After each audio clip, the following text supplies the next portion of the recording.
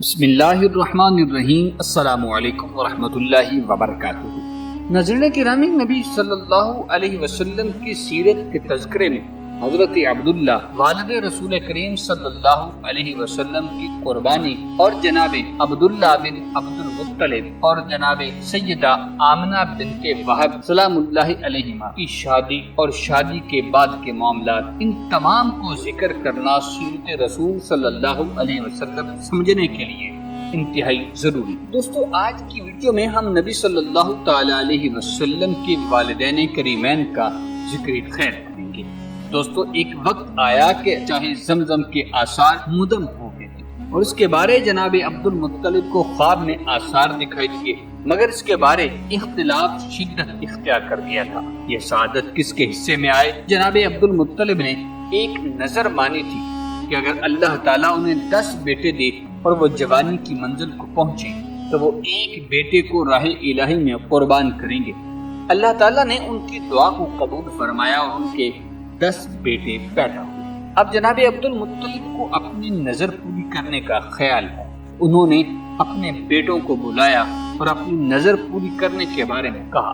ان سب نے اظہار رضامندی کیا اور یہ بھی کہا کہ آپ ہم سب کو قربان کر سکتے ہیں، ہم آپ کے مطیع و فرما بردار ہیں۔ عبد المطلب نے قربانی کے سلسلہ میں ایک بیٹی کا تعین کرنے کے لیے قرعہ اندازی کے قرعے منگوائے اور ان پر بیٹوں کے نام لکھے۔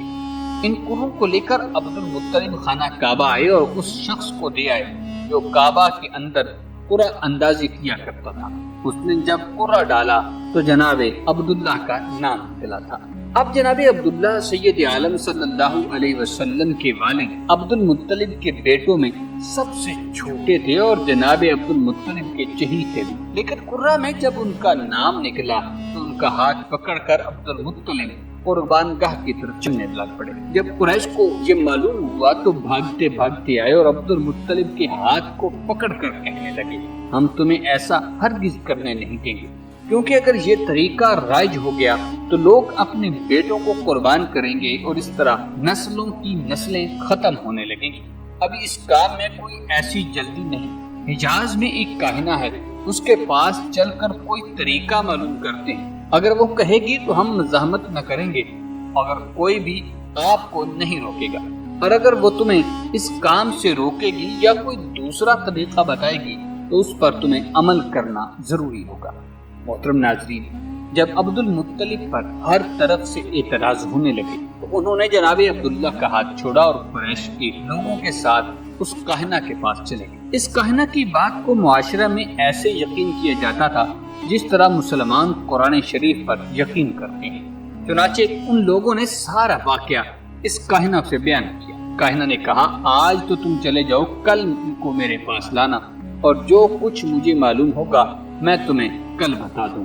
دوسرے دن جب یہ لوگ اس کاہنہ کے پاس گئے تو لوگوں نے یک زبان ہو کر اس سے معلوم کیا کہ کیا کرنا چاہیے۔ اس کاہنہ نے کہا کہ تمہارے ہاں ایک شخص کی دیت کتنی ہوتی ہے؟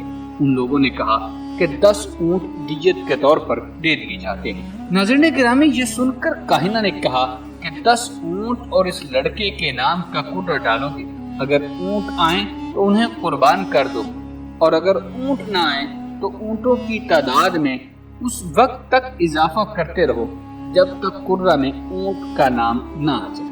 اب تم جاؤ اور قرعہ ڈال کر اپنی نظر سے سبکدوش ہو جاؤ اور سمجھ لو کہ اللہ نے تم پر کرم فرمایا اور اونٹوں کو اس بچے کے بدلے قبول فرما دیا ہے۔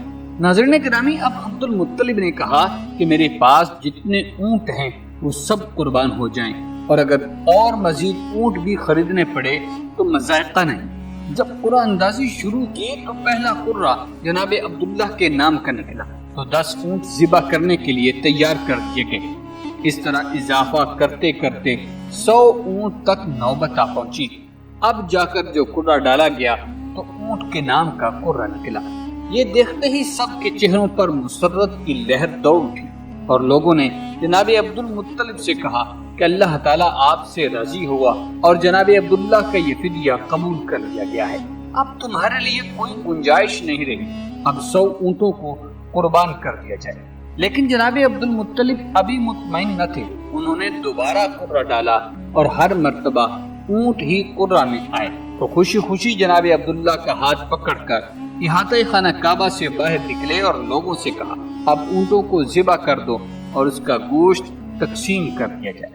محترم ناظرین، یہ تو تھا حضرت عبد المطلب کے بیٹے جناب عبداللہ، جو کہ رسول کریم صلی اللہ تعالی علیہ وسلم کے والد گرامی تھے، ان کی قربانی کا ایک قصہ۔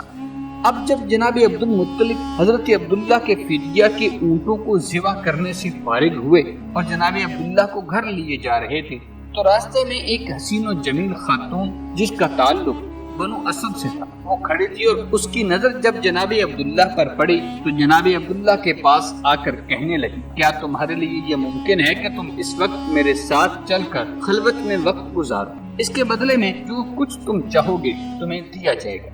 جناب عبداللہ نے اس کی طرف کوئی توجہ نہ دی۔ جناب عبد المطلب کے دل میں یہ خیال آیا کہ اب جناب عبداللہ کی شادی کر دی جائے، لہذا گھر لے جانے کی بجائے دوسرا راستہ اختیار کر کے وہاں بن عبد مناف بن زہرہ کے گھر تشریف لے گئے اور ان کی بیٹی سیدہ آمنہ سلام اللہ علیہا کو جناب عبداللہ رضی اللہ تعالی عنہ کے لیے طلب کیا۔ دوستوں، معاملات طے کیے اور اسی وقت نکاح کیا اور یہ اہتمام کیا کہ آج ہی رخصتی کی تقریب عمل میں لائی جائے۔ چنانچہ اسی دن رخصتی کی تقریب منعقد ہوئی اور سیدہ آمنہ جناب عبداللہ بن عبد المطلب کے عقد میں آ گئی تھی۔ محترم دوستوں، کہا جاتا ہے کہ وہ جو دوسری خاتون جس نے خود کو جناب عبداللہ کو پیش کیا تھا وہ بھی جناب عبداللہ کی بیوی تھی۔ جناب عبداللہ نے 2 شادیاں کی تھی، ایک بیوی سیدہ آمنہ تھی اور دوسری یہ خاتون۔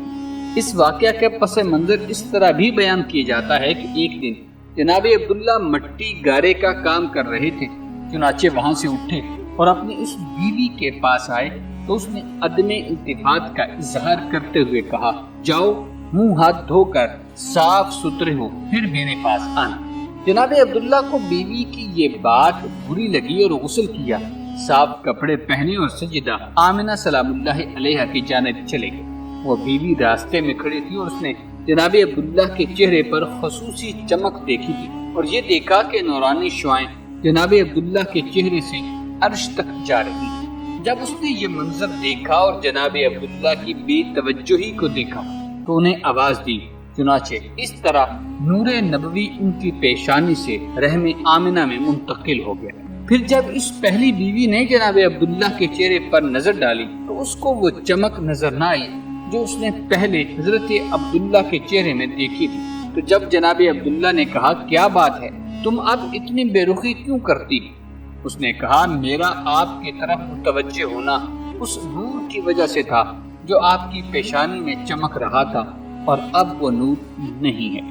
محترم ناظرین، آپ کو جناب رسول کریم صلی اللہ علیہ وسلم کی سیرت ابتدائی حالات اور خصوصی طور پر والدین کریمین کی شادی کے بارے میں معلومات فراہم۔ نبی صلی اللہ علیہ وسلم کی ولادت کے وقت کیا کیا معجزات رونما ہوئے، یہ ہم آپ کو انشاءاللہ نئی آنے والی ویڈیو میں ضرور بتائیں گے۔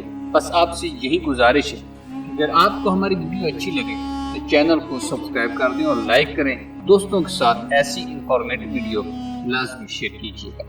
ملتے ہیں ایک نئی منفرد معلوماتی ویڈیو کے ساتھ، تب تک کے لیے اللہ نگہبان۔